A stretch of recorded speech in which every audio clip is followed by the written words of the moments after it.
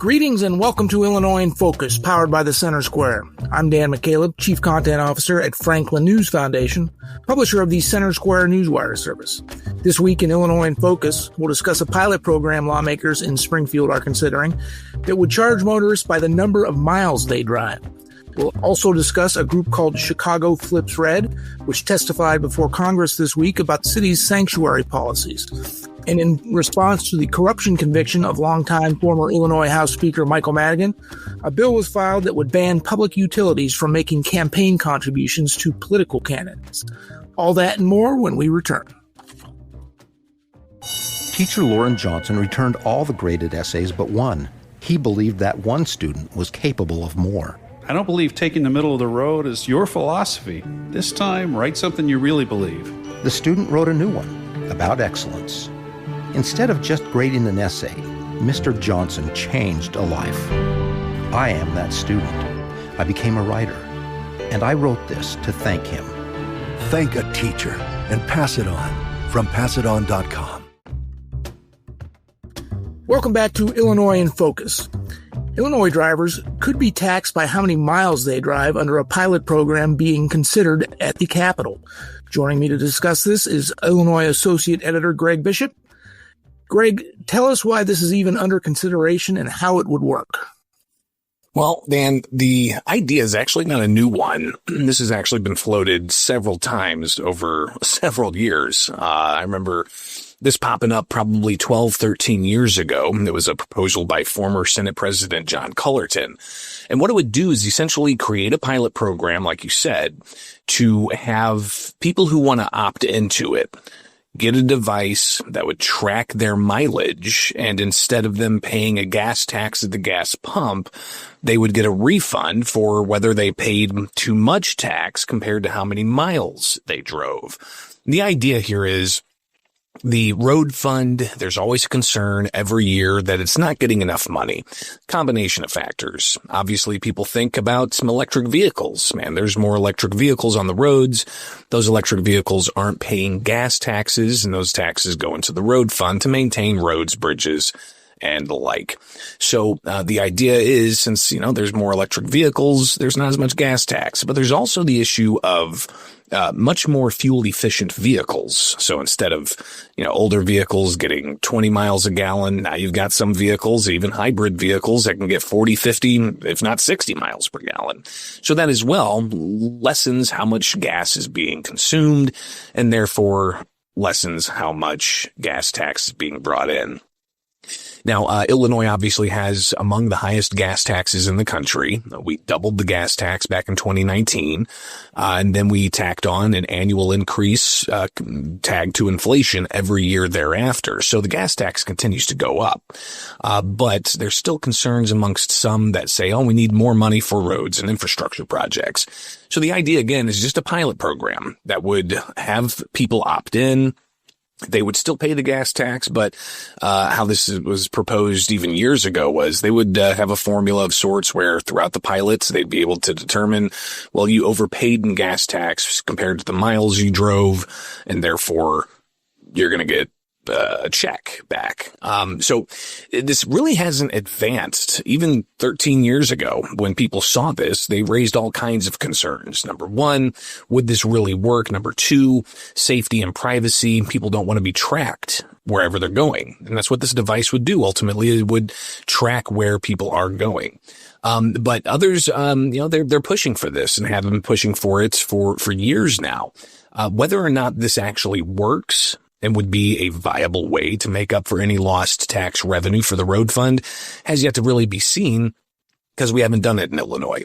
There have been some states trying similar types of pilot programs, but even those from years ago never really came to fruition to be a long-term or a permanent type of program. So clearly this is an idea that's even 13 years ago when it was proposed, there was so much pushback, they dropped the bill. And while this has been proposed again, we really haven't heard much about it at the statehouse. I think the whole tracking part of it is going to be a huge concern for motorists, taxpayers, across the state of Illinois. And wasn't this tried in Oregon or some other Western state and it didn't really work out? Yeah, that's exactly right.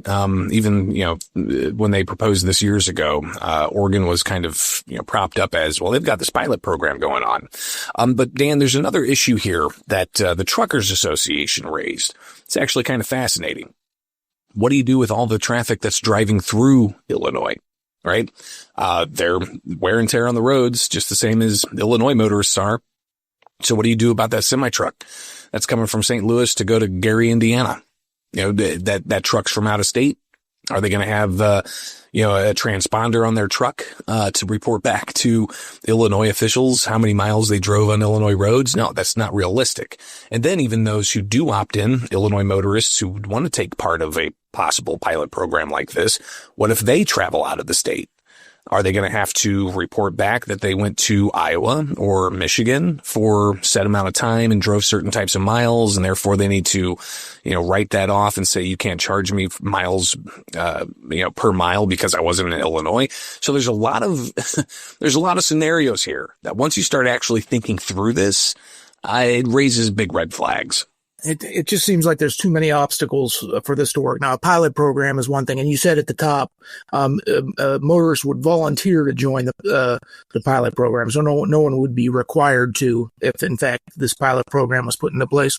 Yeah, and it again begs the question of how do we address the issues that people say are legitimate, that we're not bringing in enough road money and we need to maintain the infrastructure. But you can imagine there's going to be all kinds of other conversations around that, either more gas tax increases, which obviously in Illinois we have among the highest gas tax already, or could there be some cost controls? Looking at things like how much it actually costs to do this type of construction. Is prevailing wage putting the upward pressure on these types of construction projects? Are goods and materials getting too pricey? How do you go about, getting different price structures for those things? So there may have to be other conversations because, as I said, while this has been proposed, it really hasn't gotten legs to actually move across the finish line. The vice president of a grassroots organization called Chicago Flips Red, they testified before Congress this week about the city's sanctuary policies. Tell us more. Yeah, so this has been an ongoing issue that we've seen develop and grow over the past 6 months, if not a full year, if not longer, where activists in Chicago are upset at the state's migrant sanctuary policies. They've been getting up in front of the Chicago City Council during public comment periods, blasting the Chicago mayor, blasting the former Biden administration, highlighting the amount of tax dollars that have been spent on non-citizens coming to Illinois and to Chicago, the issues of their community centers being turned into migrant shelters and their kids no longer able to go use that community center, the education, the crime, so many different, complaints that they've raised with the Chicago City Council, but doesn't really seem to do much because Chicago is maintaining they're going to remain a welcoming city for non-citizen migrants. So the U.S. House Judiciary Subcommittee on this issue invited Chicago Flips Red, a group of Black Chicagoans who are upset and have been calling out the mayor and other Democrat leaders for failing their community, for passing them over to give tax dollars to non-citizens. So the vice president of that organization testified in front of Congress this week, and she laid out the failure that she says has been brought on by Democrats and also by the media. She says is not doing its due diligence to report on all that's impacting the community up there because of the flood of non-citizens. So the back and forth was interesting because you had the vice president of Chicago Flips Red testifying, and then you had Congressman Chuy Garcia, a Democrat from Chicago, on this committee talking about how Republicans are, giving a false narrative because some Republicans in the committee laid out some pretty heinous crimes that were committed by non-citizens, murders and rapes and the like. And Garcia said that that's not the whole story, and he laid out kind of the sentiment that you see behind these sanctuary policies, saying that, families They need to feel safe that they can go and report being the victim of a crime. And if they are non-citizens, they may be apprehensive of doing that because if they go report the crime, they could find out they're being asked about their immigration status. And then all of a sudden you've got police, telling ICE about that. So the state's sanctuary policies essentially say that law enforcement can't even ask somebody, even a criminal detainee, their immigration status. And those types of things leads to what Chicago Flips Red says is causing problems in their communities, from safety issues to the financial issues and the like. So the vice president of Chicago Flips Red pushed back on Garcia, saying that if he was actually able to, come into the communities, he would see the gang signs that are plastered in graffiti all over the place. He would see the unsanctioned restaurants operating on the corners. He would see a variety of other ailments that the Chicago activists believe are a direct result of the sanctuary policies. So it was interesting to see that highlighted in the U.S. Congress as Republicans in control of Congress continue to evaluate the next steps forward in addressing the country's crisis of non-citizen migrants that flooded over the border during the Biden administration. Well, first, let me say this: let listeners know that our reporting on this congressional hearing can be read at thecentersquare.com on our Illinois page, and we also have a video from that hearing if you want to see some of the back and forth on the comments there. Greg, of course, the Trump administration, has sued the city of Chicago over its sanctuary policies. The city tried to get that lawsuit dismissed. The Trump administration responded, as you reported last week. So this battle over the city's sanctuary policies, of course, the state of Illinois considers itself a sanctuary state. This is not going away anytime soon. No, I don't think it will, because what we're dealing with in the federal court right now, it's not on the merits. What we're dealing with in federal court right now, in this case where the DOJ sued Illinois, Cook County, and Chicago, it's really just preliminary issues. You had the original filing the day after Pam Bondi took office as the Attorney General, going after Illinois, Chicago, and Cook County over its migrant sanctuary policies, and then the state motion to dismiss. So right now, that's what we're dealing with, is the motion to dismiss. We're not dealing with the merits of the case. So the state filed their motion to dismiss, the DOJ responded, and now it's going to be up to the state to reply to that. And the court's going to have to deal with that question of whether to dismiss this case or to allow it to move forward. One thing I've learned, Dan, in covering the judiciary, dealing with these types of issues, not the immigration issue in particular, but really, weedy policy issues, it's going to take a long time for this situation to be dealt with. Will it be the entirety of the Trump term? I'm not sure, but will it take months, if not a year, to actually get to the merits of this? Quite possibly, because any decision that comes out of this court on the issue to dismiss could be taken up to the appeals court before they even touch the merits. So obviously at thecentersquare.com, we're on top of this. We're checking the docket regularly. We've got the dates for when all of these briefings are supposed to be made.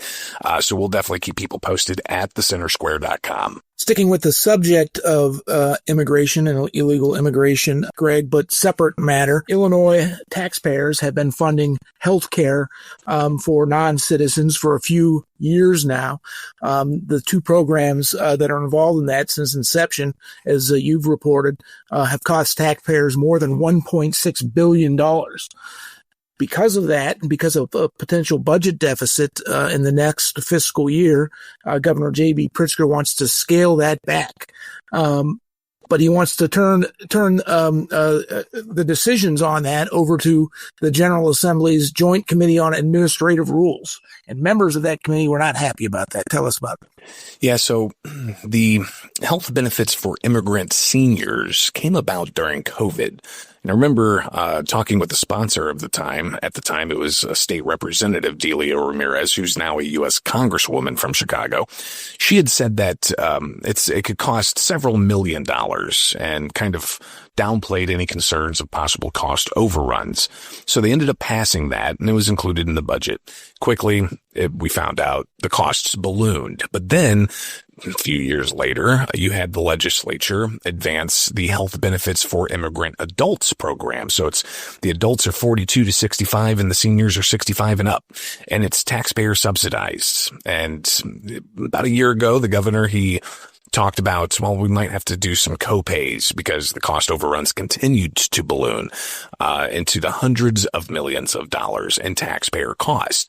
So he tried to get that through to have some kind of co-pays that these non-citizen migrants would be able to pay to help offset some of those costs. A lot of pushback from the immigrant community on that here at the statehouse. And they've been here on the ground for weeks trying to push back on the governor's next idea, which was to eliminate the health benefit for immigrant adults program entirely. Part of his proposed budget, that line item is crossed out. And after the governor made that as part of his proposed budget in February, we got an Auditor General report that was demanded by the Legislative Audit Commission, and they asked for an audit of the entirety of the program. That audit was not very kind to the program, Dan. They only, they found more than just the cost overruns, into the, hundreds of millions of dollars. It was like one particular program that was 286% more than what they, projected for it to cost.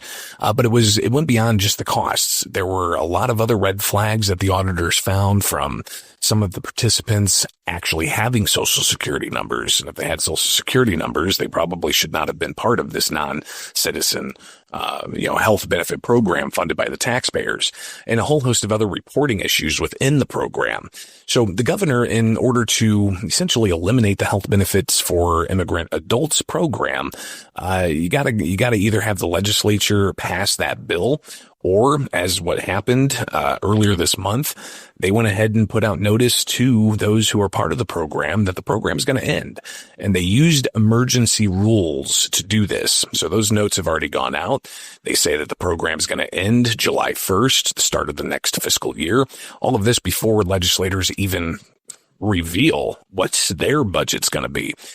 We won't get all that information until like the last 3 days of session, the last week of May. So before all of that, though, the agency in charge of this decided to go ahead and file emergency rules instead of going through the regular rules process. And when those emergency rules got to the Joint Committee on Administrative Rules, the legislative body that oversees rulemaking for state agencies, they were pretty upset that, number one, they are essentially now being tasked with ending this program. And number two, the overall issue of using emergency rules to address this instead of going through the regular process. So it was interesting to hear those concerns on both sides of the aisle. And clearly, though, we're going to see this program come to an end. How the mechanisms are put into place to make that come to an end, I guess we'll see how it comes out in the wash. Thank you, Greg. A federal jury, as we've talked exhaustively about back in February, convicted the longtime former Illinois House Speaker Michael Madigan of 10 corruption-related matters. The 10 counts that he was convicted on were related to his dealings with ComEd, the state's largest electricity provider. Now, a lawmaker, a Democratic lawmaker, in fact, has filed a bill that would prevent utilities such as ComEd from making campaign contributions to political candidates in the state. Tell us more. And this is essentially kind of a utility reform measure, but also an ethics reform measure, and something that it hasn't really had much discussion or movement. And you have utility watchdog groups pushing for this, saying this is the type of thing that needs to happen to try to curb utilities using ratepayer money to spend on politics and influencing politics in that fashion. Now, obviously, these utilities are, they're private companies, but, they have a lot of money coming in from ratepayers. And, what they're trying to do with this piece of legislation is curb how that money can be used. Yeah, they can use the money to better the services for the ratepayers. They can use the money to build the infrastructure and to, ensure that people are getting consistent electricity. But what some want to do is try to stop them from using those monies for politics and giving to campaigns through contributions and a variety of other things. We really haven't heard much about ethics reforms at all at the statehouse, Dan. You would have thought that after the pretty historic trial and the convictions of Madigan this past summer would have spurred on some activity.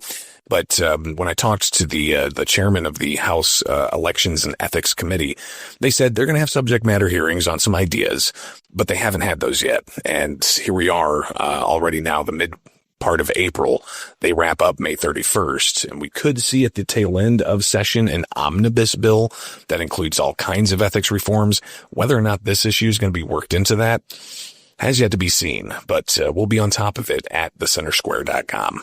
Last June, the state legislature passed what is known as the Interchange Fee Prohibition Act, which would prohibit credit card holders, banks, from charging or receiving interchange fees that are essentially charged on any kind of credit card swipe, on portions of those transactions, including taxes and gratuities. Banks and other groups filed suit challenging the new law, saying it would be impossible to put into place. The debate over that law continues. Tell us more. Yeah, and you've actually got the banks and the credit unions that are lobbying to have the law repealed entirely, because while they passed it last summer and enacted it, the measure doesn't go into effect until July 1st this year. And like you said, what it does is it essentially requires the bifurcation of these transactions to where, yeah, you're going to pay the tax with your card on the goods, but if you're going to leave a tip, you're going to have to, split that and maybe swipe twice. So clearly, you've got the banks worried about the infrastructure issues, the programming issues for their card machines, and they say it's going to cause chaos. Illinois is the only state in the nation that has this law in place that would prohibit the fees for taxes and tips. You're gonna pay fees for the goods you bought, but when it comes to the taxes and tips, not so much. So how's that going to be handled at the terminal? How's it going to be handled at say a retailer? And how are the customers going to be impacted? How are the clerks at these places going to be impacted? The training that's involved, the new equipment that might be needed. These are some things that they're raising the alarm about. And while they have the lawsuit in federal court, and they kind of got a mixed verdict, at least partially, while the case continues, July 1st, it's not going to impact out-of-state banks, but it will impact state chartered banks. So it's a big issue. You have the banks pushing to have the law completely repealed. Whether or not they're going to get that across doesn't seem likely, because when I asked Governor J.B. Pritzker for his response, he simply just said, seems that when people lose in the legislature, they go to court. And he said if they want to win, they should go to the legislature and make their case there. So clearly the governor doesn't seem interested in changing the law. But we'll see how this pans out in courts and if anything can be done before that July 1st implementation date. The legislature is taking an Easter break next week, right? They're taking the whole week off. Oh, I can't wait.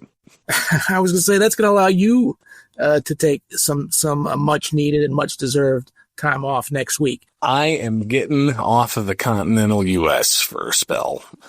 Where I go, an undisclosed location, we shall see, but it's not going to be at the State House. That's for darn sure. Rest up, because we've got the end of session coming, and you know how that goes. Yeah, the last 5 weeks of session are going to be intense. So I definitely want to encourage people to stay up to date with what's going on at the Center Square. And Greg, thank you for joining us today. Listeners can keep up with this and all of the stories we talked about and more at thecentersquare.com.